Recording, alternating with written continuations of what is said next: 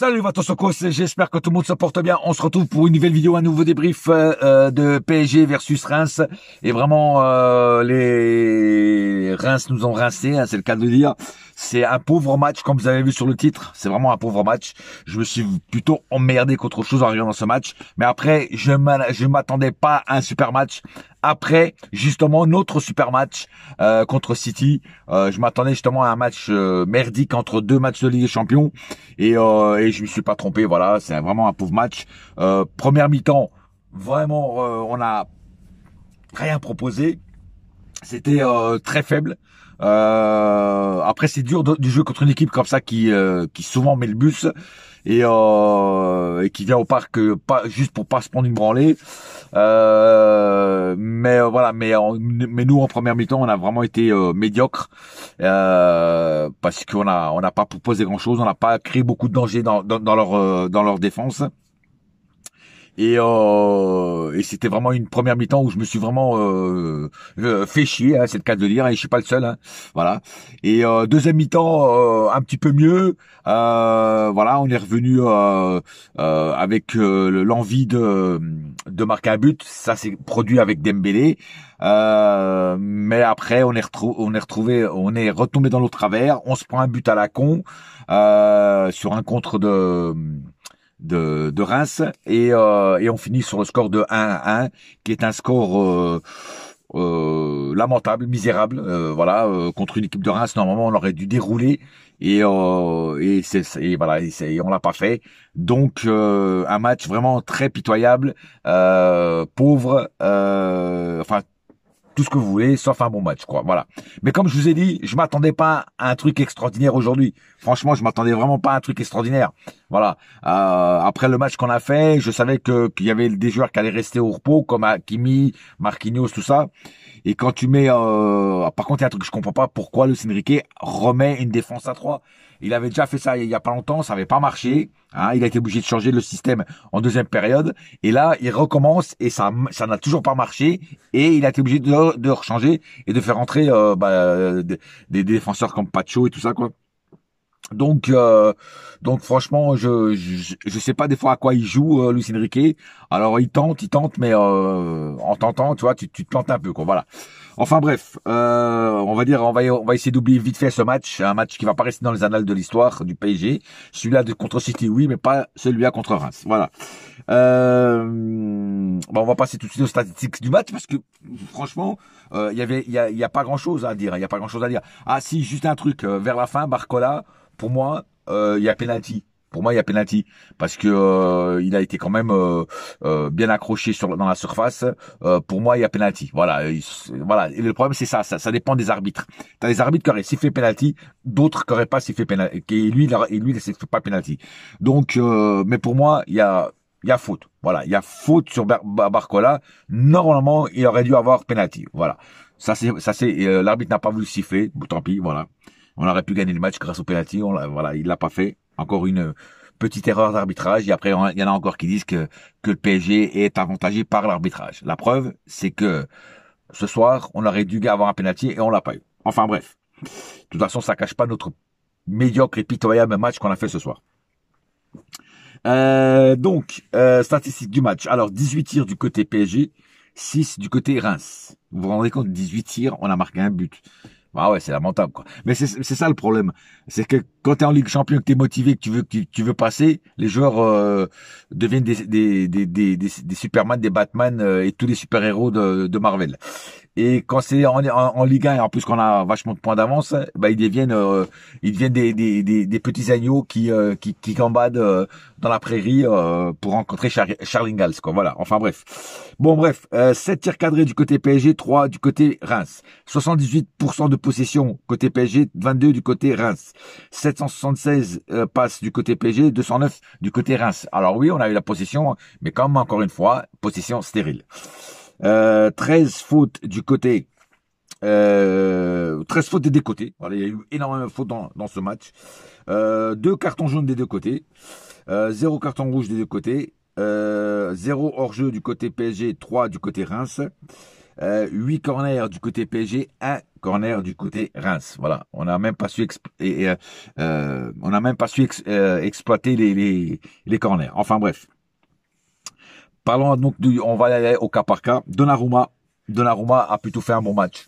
Voilà, a plutôt fait un bon match, même si sur le but il aurait pu faire un peu mieux, mais sinon le reste du temps il a plutôt été assez bon dans les prises dans les prises de position et dans les prises de ballon et dans les prises de sortie. C'est-à-dire qu'en fait Donnarumma, qui est un gardien qui ne sort pratiquement jamais, là en ce moment je trouve qu'il sort beaucoup. Voilà, et je vais pas me plaindre, hein. Voilà, mais il a peut-être fait des progrès sur ça d'ailleurs. On va voir s'il va continuer dans ce domaine. Mais en tout cas, il a plutôt fait un bon match. Pareil pour Nuno Mendes. Nuno Mendes a plutôt fait un bon match. Bon, quelques pertes de ballon, quelques erreurs comment dire, de vision par rapport aux passes qu'il faisait, quelques déchets techniques aussi, mais dans l'ensemble ça a été. Voilà. Hernandez, pas extraordinaire Hernandez. Dernièrement, depuis qu'il est revenu de blessure, depuis qu'il fait quelques matchs et quelques entrées de match, c'est pas le même Hernandez qu'on avait avant la blessure. Pour l'instant, il est très très moyen, quoi. Voilà. Alors, si tu veux regagner ta place, il va falloir que tu bouges parce que là, t'as de la concurrence à ton poste. Hein. Enfin bon, bref, peut faire mieux. Voilà. Beraldo. Alors Beraldo. Il sera dans mes flops. Beraldo, Beraldo en fait, il est enceinte. Il était enceinte parce que il a tellement Nakamura, il lui a tellement fait l'amour qu'il l'a mis en cloque. Beraldo, c'est incroyable comment Beraldo il se faisait fumer à chaque percée, à chaque attaque, à chaque pointe de vitesse de Nakamura. Le mec, il était éteint, il s'éteignait complètement. Voilà. Et sur le but, c'est lui le premier fautif pour moi, tu vois. Donc Beraldo, encore une fois, sera dans mes flops. Mais ce mec-là, je me demande pourquoi il le met tout le temps, quoi. Ce mec-là, il devrait être vendu ou prêté ou je sais pas quoi, mais il a pas sa place à Paris, quoi. Il a pas sa place dans l'équipe du Paris Saint-Germain. Ça, je peux te le dire. On a qu'à le vendre à une équipe de Ligue 1, voilà, et on le brade, et puis voilà, parce que franchement, il a pas du tout sa place, quoi. Voilà. Zaïre Emery a fait son match, pas plus, pas moins. Voilà, on peut pas dire qu'il a été extraordinaire. Et ce que j'ai bien aimé, c'est il faisait pas mal de replis défensifs, par contre. Fabien Ruiz, il sera aussi dans mes flops, comme d'habitude, tu vas me dire. Perte de ballon, très mauvais dans les relances. Ruiz, voilà. Ruiz nous a fait du Ruiz, tout simplement. J'ai pas plus à dire, j'ai déjà tout dit sur Ruiz dans d'autres vidéos. Ruiz, la chose que je peux dire, c'est que Ruiz sera encore dans mes flops aujourd'hui. Il y aura 3 flops ce soir. Hein. Donc Beraldo, Ruiz, il en manque un. Tiens, d'ailleurs, c'est lui. Lee qui n'arrête pas de faire son lit et qui se couche dedans parce que tout simplement il n'a pas été bon encore ce soir. Aucune envie, voilà, le mec il perdait le ballon, il s'arrêtait et puis toujours ses passes en retrait, toujours ces mêmes manies à la con. Lee dernièrement il m'exaspère, tu vois. Franchement, il m'exaspère. Son jeu m'exaspère. Je sais pas ce qui lui arrive aussi à lui. Voilà, enfin bref, en tout cas, il sera aussi dans mes flops. Ça sera mes 3 flops, ça sera cela. Désiré Doué a plutôt été bon. Percussion, vitesse. Si je dois lui reprocher quelque chose, toujours le dribble de trop. Mais bon, après, je peux pas trop lui en vouloir. Il essaie de faire au mieux. Mais s'il peut gommer un petit peu le dribble de trop, ça serait parfait. Voilà. Mais il a quand même apporté pas mal de danger dans la défense adverse et ça c'est bien, Ramos. Alors Ramos n'a pas marqué de but ce soir, il a failli en marquer, il a failli en marquer 2 ou 3 fois, je crois, une fois de la tête, une fois où il n'arrive pas à se retourner correctement, où le gardien l'arrête d'une jambe. Faut dire aussi que le gardien de Reims a fait encore des exploits, a fait des exploits extraordinaires ce soir. J'ai remarqué que les gardiens des équipes comme ça un peu plus petites, un peu plus modestes, quand ils viennent au parc, ils te sortent des matchs de fou. c'est pas le premier gardien qui fait ça. Le mec, on dirait qu'ils veulent montrer que c'est pas parce que c'est Paris que moi je vais pas briller et je vais vous montrer que je suis un bon gardien avec des bons joueurs en face. Voilà, donc c'est tout à son honneur, hein, mais à nous ça nous arrange pas. Voilà, donc Ramos a failli marquer, il n'a pas marqué, mais il a plutôt fait quand même un bon match. Il a tiré comme un aimant tous les défenseurs sur lui, donc ça laissait le champ libre à des mecs comme Dembélé, tout ça. Euh, mais surtout il a apporté pas mal de jeux. C'est-à-dire que quand il perdait le ballon, il se remplaçait. Il faisait beaucoup d'appels de balles aussi. Voilà. Ramos, même quand il marque pas, il apporte beaucoup à l'équipe. Voilà. Donc moi j'ai toujours dit, et je le répète, un joueur peut ne pas marquer mais être très bon durant tout le match. Et un joueur peut marquer un but et ne pas être bon durant tout le match. Ça s'est arrivé souvent avec Barcola, qui a été pourri durant tout le match, et vers la fin du match, il marque un but. C'est ce que je veux dire, voilà. Donc c'est pas parce que tu marques un but que t'es bon, et c'est pas parce que tu marques pas de but que t'es pas bon. Voilà. Je sais que des fois c'est compliqué à comprendre, mais c'est la vérité. Et enfin, Kvaratskhelia. Alors Kvaratskhelia, j'ai vraiment adoré son premier match sous les couleurs parisiennes au Parc des Princes. Kvaratskhelia a apporté énormément de fond de jeu, percussion vitesse pareil aussi. Et c'est un mec qui a une vision du match et pourtant il connaissait pas encore ses collègues. Il sait pas encore, il a pas encore le tic tac avec ses collègues, tu vois. Mais le mec, on dirait que ça faisait déjà 3-4 ans qu'il était au club. Et il trouvait les automatismes pour servir au mieux ses collègues. Et d'ailleurs, c'est pour ça qu'il a fait premier match, première passe D. Franchement, le mec, il m'a épaté dès le premier match. Donc, très très bon match de Kvaratskhelia. Il sera dans mes tops. Voilà, lui, il sera dans mes tops. Je l'ai trouvé vraiment très très bon ce soir. Et enfin Dembélé. Alors Dembélé, pareil, Dembélé, en ce moment il est en pleine bourre, il a la baraka, et il marque, il continue à marquer, ça c'est bien. Et donc j'ai plutôt trouvé qu'il a fait un bon match. Je sais pas pourquoi Luis Enrique l'a sorti, peut-être pour le préserver aussi, peut-être ça.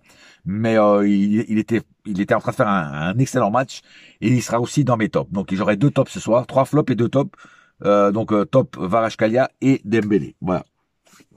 Dembélé dernièrement, franchement, ah ouais, là, toi, je l'ai critiqué beaucoup en première partie de saison et là, on dirait que c'est un autre Dembélé, quoi, tu vois. Le Dembélé nouveau est arrivé après le Beaujolais. Enfin bref, Pacho a fait une bonne rentrée avec des bonnes défenses. On en avait bien besoin parce que notre défense prenait l'eau avec le Beraldo, hein, Beraldo qui boit de l'eau, comme qui prend l'eau justement. Vitinha a amené énormément au milieu, beaucoup de récupération de ballon. Il venait défendre aussi. Vitinha a vraiment amené une bonne mentalité au milieu, une bonne fraîcheur au milieu qui était aussi un petit peu sans demeure avec Ruiz. Et mais comme d'habitude, Vitinha a fait le ménage. Il a ramené pas mal de. D'ailleurs, il y a eu beaucoup plus d'actions dangereuses dans la défense de Reims depuis que Vitinha est rentré qu'avant que Vitinha rentre. Voilà. Barcola a pas fait. Il a pas fait une mauvaise rentrée, mais il a pas fait non plus une entrée extraordinaire. Tu vois, il a quand même créé du danger. Ça, je l'avoue. D'ailleurs, sur l'action où il aurait dû avoir penalty, c'est lui. Hein. Donc, ouais, on va dire qu'il a pas fait une mauvaise rentrée. Voilà. On va pas être méchant ce soir. Voilà. On va dire qu'il a fait plutôt une bonne rentrée. Et puis enfin, Asensio, ça faisait long time qu'on l'avait pas vu.